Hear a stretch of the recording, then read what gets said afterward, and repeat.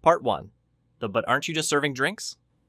Let's start with the delightful people who think being a flight attendant is just about serving drinks and snacks. You're basically a sky waitress, right? Wrong. Oh, how they love to remind you that you've got the easiest job in the world. After all, you're just walking up and down the aisles with a cart, right?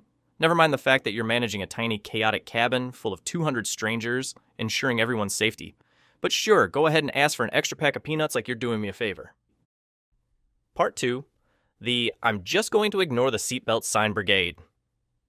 You've just finished the safety demo, reminding everyone, for the 1,000th time, to fasten their seatbelts and put their seats in the upright position. But of course, there's always that one passenger who thinks the seatbelt sign is just a joke you can totally ignore. They go ahead and lean back like they're on a reclining couch in their living room, completely disregarding the flashing sign. You politely ask them to sit up, and they give you that look, the one that says, "But I was so comfy, you're ruining my nap." You've got 150 other people to tend to, but somehow your entire existence revolves around this one passenger who's more concerned with their in-flight comfort than their survival. Part 3. The Bathroom Line Drama. You know what's more fun than anything? Watching 20 people line up for the bathroom, with a look of sheer panic in their eyes, as if they're about to miss the world's greatest event. And of course, they all need to go at once. So now, you're the official bathroom bouncer, fielding questions like, "Is it my turn yet?" while trying to make sure the lavatories aren't being turned into impromptu disaster zones. The beauty of it all? You get to deal with someone yelling at you about their right to use the bathroom mid-turbulence. Despite the fact that you're not a magician, you're just trying to keep the plane from going down. Part 4. The Can I Have a Blanket people. The minute the seatbelt sign goes off, a flood of people asks for blankets, pillows, and earplugs. They want it all, and they want it now.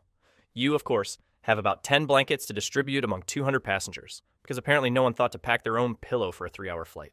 You get that look of disappointment when you tell them there are no more left. Part 5 of the But My Kid Can't Sit Still chaos. Every flight comes with the joy of the traveling family dynamic, and there's always one kid who is definitely not having it. The kid who won't stop crying, kicking the seat, or wandering into the aisle, and their parent, of course, has no idea how to control the situation. But it's cool, because you, as the flight attendant, are apparently responsible for ensuring the child's happiness, while also making sure the rest of the passengers don't file complaints about the unruly child. You try to calmly redirect the child, only to be met with a parent who looks at you like you just asked them to babysit your child. Part 6. The Overhead Compartment Crisis. We've all seen it, the moment when the overhead bins fill up, and a passenger, whose bag clearly exceeds any reasonable limit, tries to force it into a compartment that clearly has no room. The look of horror when it doesn't fit. Cue the dramatic sigh. Can't you just make it work? No, your suitcase is not going to magically shrink in size. Part 7. The Constant Interruptions. Every flight comes with its own personal parade of passengers who need your attention for the most random things. They want the lights dimmed right now, or they need you to adjust their seatbelt, which they've already tightened themselves, or they want to know if you're almost there yet. And when you're juggling 20 of these requests, it's like you're performing in a high-speed circus act, but with no applause at the end, just more questions. You've mastered the art of politely saying, "I'll get to that in just a moment." But deep down, you're wondering how many more minutes you have before they ask you for another packet of peanuts. Part 8. The I'm a VIP attitude. Then there's the passenger who believes that because they're sitting in first class, they're the king of the skies. They demand extra attention, extra snacks, and extra room, while somehow thinking that all of your effort should go into making their experience as perfect as humanly possible. Meanwhile, you're walking through economy like a battlefield survivor, dodging elbows and giving the polite smile to everyone in the back.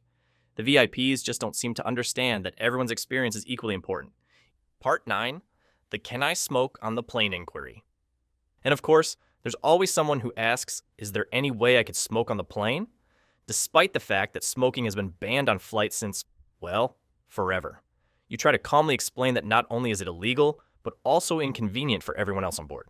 But it doesn't stop them.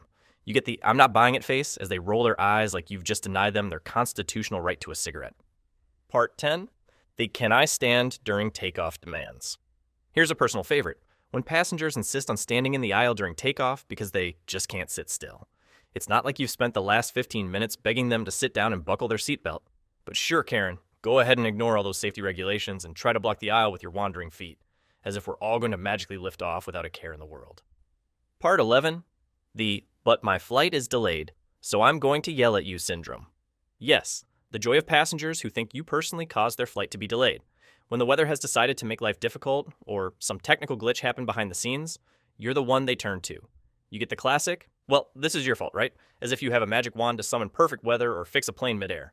Your response? Yes, absolutely. I single-handedly delayed the flight so I could ruin your day. You'll spend the next 20 minutes hearing the same complaints, only to give them the only thing that's guaranteed to soothe them. An empty smile and a firm reminder that you're literally powerless. Part 12. The I don't like this seat complaints. Some people hate their seat from the moment they sit down, even though you can't actually change it because, surprise, the seat map is full. They'll give you that look like you personally cursed their life by giving them the middle seat and demand, "Can I move to another seat?" As if you've got a secret stash of aisle seats in your back pocket. Part 13. The serial call button presser. Next, the button pushers. These fine individuals have clearly mistaken the call button for a life-saving device. Every 5 minutes it lights up. And you just know, it's not an emergency. They want a soda, a blanket, the window shade adjusted, or any excuse to press the button and get your attention. Part 14. The turbulence freak out. The highlight of any flight, the moment the plane jiggles slightly, and suddenly, half the passengers morph into weather experts while the other half launch into full-blown panic mode. A tiny bump and they're gripping their armrests like they're about to be catapulted into space. "Is this normal?" they whisper shriek, eyes darting around like they're waiting for the oxygen masks to drop. You flash a reassuring smile and say, "Yep, just a little light turbulence." But based on their expression, you might as well have told them to start writing their wills. Meanwhile, frequent flyers are busy sipping their overpriced in-flight cocktails, completely unbothered. And then there's the call button enthusiast, ringing for yet another packet of peanuts, completely unfazed, priorities firmly intact. Part 15. The flirty flyer. The self-proclaimed charmer in 12C, he thinks a wink and a weak joke about needing extra oxygen, or maybe just your number, will sweep you off your feet mid-service. Suddenly, he's ordering drinks he can't pronounce and calling you darlin'. "Bet you don't meet many guys like me at 35,000 feet, he says, grinning. "Actually, you're the 4th this week." Part 16. The temperature tug-of-war. You can never please everyone, especially when it comes to the temperature. One passenger will claim it's too cold and immediately request an entire wardrobe of blankets, while the next person is sweating bullets and demands you turn the air conditioning up to full blast. If you dare to try and adjust anything, you're met with either the "I'm going to freeze to death" or "I'm about to melt into the seat" look. Part 17. The get me off this plane panic. And then there are the aisle sprinters. The second the wheels touch down, they're on their feet like standing will somehow beam them off the plane faster. Never mind that we still have to taxi, park, wait for ground crew to do their thing. And, oh yeah, the doors aren't even open yet, but sure, go ahead and block the aisle with your oversized carry-on and sheer determination. And the best part, that look they give you, like you're the one personally keeping them hostage.